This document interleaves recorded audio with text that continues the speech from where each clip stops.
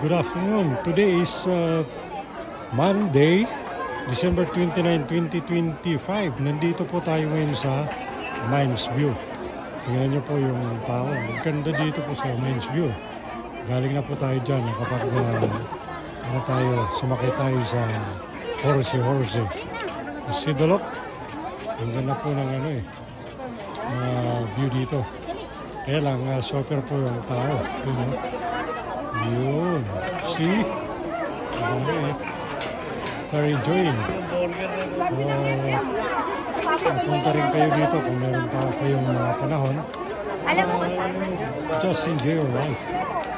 Sabi pa nila, life must be thoughtful and enjoyable. See? Walang pitas yung tao dito eh. Super ang ganda. Ano yung mga pine trees sila. Super ang pitas. Okay, God bless po. Ingat po kayo lahat.